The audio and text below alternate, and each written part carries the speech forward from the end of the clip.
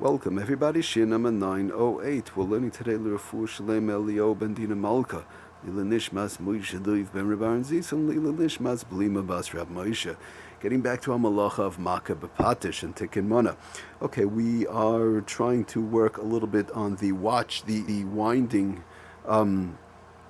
up of objects, winding up a watch, winding up a swing, winding up a child's toy, these type of inyanim, and see if there is a problem taka of tikkun mana, whereby it's being fixed and so on. So we established the fact, let's share Lamaisa, the Mishabura brings down famous Chayadim in general, most poskim, that a watch that stopped, a watch or clock or whatever it is that stopped, one has to be careful not to wind that and make it work again on Shabbos. And we said in general, Shmir Shabbos HILCHOS. Others want to say that it's taka muksa unless it has a bit of a tachshit. Just real quick to read the from the Shmir Shabbos, from the Sefer Muksa from Rab Simcha ben Makom Shlita. Again, we're not learning muksa, but just as we're going through this, I do want to mention a few inyanim of muksa because Ayana Gei Lamaisa to these inyanim. He brings, like, the bottom line is, according to all authorities, according to all poskim, an ornamental, a tachshit, which is an ornamental watch that one wears as a piece of jewelry, whether or not it's working. Again, that's the point that we said, the Shmir Shabbos HILCHOS. So whether or not it's working is not muksa and is not a problem of wearing. This is more common to women, obviously customarily wearing jewelry, and will therefore they'll wear a watch that's not working. But again, if a man has a same type of thing, it's a fancier thing, like we said, the gold watch, chassan watch, these type of things, even though it's working or not, so else the muksa part of it, we said that b'shem Shmir Shabbos HILCHOS was okay to wear.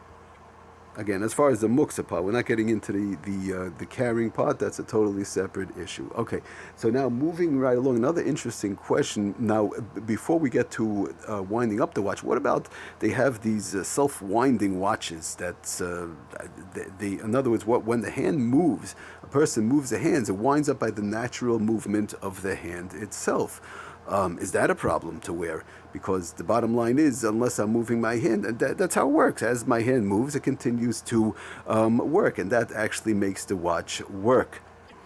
So the Shmir Shabbos Sefer Shmir Shabbos HILCHOS brings that down. Takam in the Perek Chaf Ches, which we've been talking about, Chaf Ches and Ois Chaf Ches. He brings down a wristwatch which is wound automatically by the natural movement of the hand, may be worn, provided that it's going. One must not put it on while it's not going. If you put it on while it's not going, then you start to move your hand, so that's already running into a problem. It's basically like you winding it up. So now in this case, he says, interestingly enough, does the Shmir Shabbos HILCHOS said that this applies. So again, to putting it on when it's not working, fine. So that we understand, it's like you're winding it up.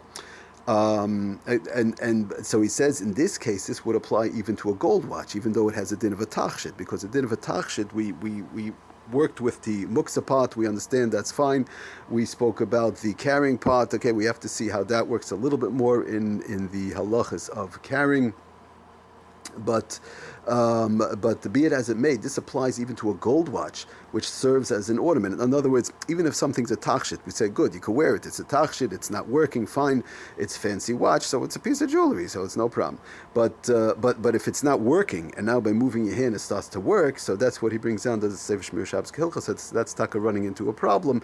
The fact that it's a fancy watch and it's a tachshit doesn't mean that you're allowed to wind it up. You still can't wind it up. The muksa part and the carrying part, we said, is okay. Not the carrying, I mean the wearing part. I don't want to say keep on kids carrying, but the wearing part, that the wearing part and the muksa part, we spoke about, that was fine. But now as far as the winding it up, that we can wind up even if it's a fancier watch. So he says this applies even to does the Shmir Shabbos HILCHOS says this applies even to a gold watch, which serves as an ornament, since in putting it on, one is bound to wind it up by the movement of one's hand. And again, the fact that when one moves a hand, that's what makes it work. So while it's working, you're keeping it on your hand, so fine. So that we said is fine.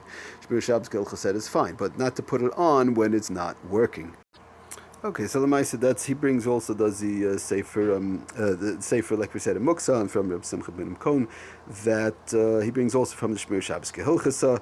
Shar Paiskim Simanenu, other Paiskim, that the bottom line is a self-winding wristwatch. Like we said, it's wound up by the hand, when they wear it, the person wears it, it continues to go.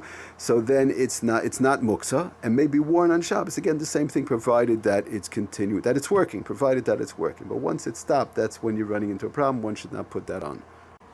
By the way, I just want to read. Also, we mentioned from the from others. But the mitzvah of the Shmir Shabbos HILCHOS the brings down Taka also that if even though he was the one who said that with the muksa and so on, if it's not working, if a wristwatch Taka stops on Shabbos while one is wearing it, let's say outside or whatever, and so then.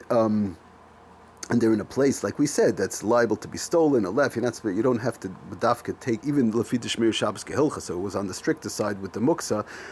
Even he says that one is not, you don't have to mamish leave it, put it down in a place where if you put it down, you won't have it and finish. One may take it to a safe place and put it down over there. So it's important to keep in mind. And of course, it goes without saying that if the person's in a place where there's no erev, you have to continue wearing it. You can't just to take it off and carry it. Obviously, that's not that we don't do. Now, just one more quick thing in reference to, we still never got to when the watch stopped, when it's continuously going, but we spoke about the watch on the wrist. But as far as of course, it goes without saying, somebody's wearing a digital watch, one is not allowed to press the buttons on the electric watch to see the time or to change it, or whatever the case is. And he brings down the Shmir Shabbos HILCHOS, an electric watch on which one cannot tell the time without pressing a button that causes it to light up would taka be muksa. In other words, if I can't tell the time unless I press a certain button to see the time, and it's only then it starts to work. There's certain type of watches like that, so that let it wear. A regular digital watch, I do want to say though, I did hear from Rabbi Chaim Kraus Shlita Myrav that in general, regular digital watch, you look at it and that's it. The fact that there are buttons there is not a problem. If somebody, as far as wearing watch, those who wear it in an area for sure, those who go with these, those who the poskim who are lenient to wear it even when there's no air. But the bottom line is,